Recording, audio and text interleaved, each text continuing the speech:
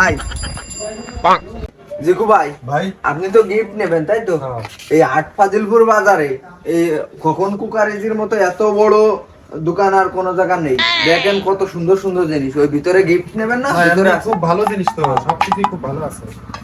এই জায়গা থেকে একটা জিনিস নিয়ে যাই। কম দামে পাবেন। ওই যে দোকানদারে ডাকবেন, দোকানদার ভাই একটু এদিকে আসেন। ভাই এই জিনিসটা একটু বের করেন তো।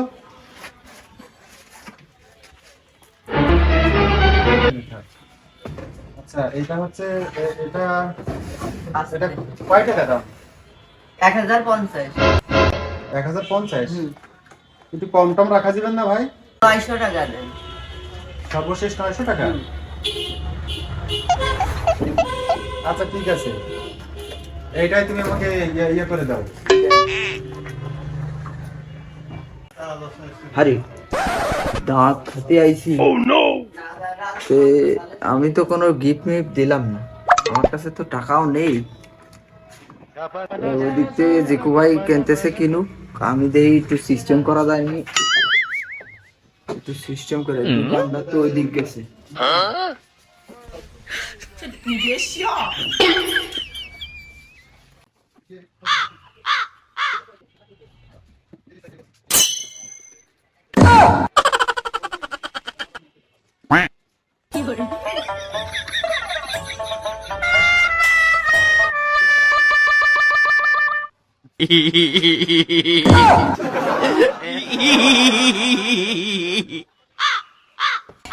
ভাই হয়েছে? হ্যাঁ হয়েছে। হ্যাঁ তাহলে আসেন, যাই যাতে হবে নাকি?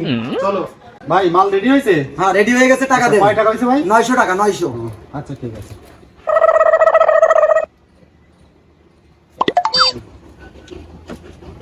এই দুলাল আইসো।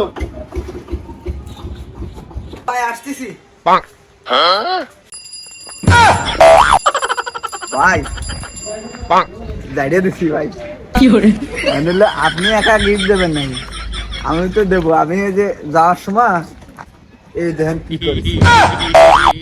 গিফট আমি দেবো। ভালো হয়েছে? আমার কাছে টাকা নাই, তাই কি হয়েছে? গিফটটা দিতে হবে, মায়ের দিয়ে দিছি। চলে ভাই, ভালো কাজই করেছি।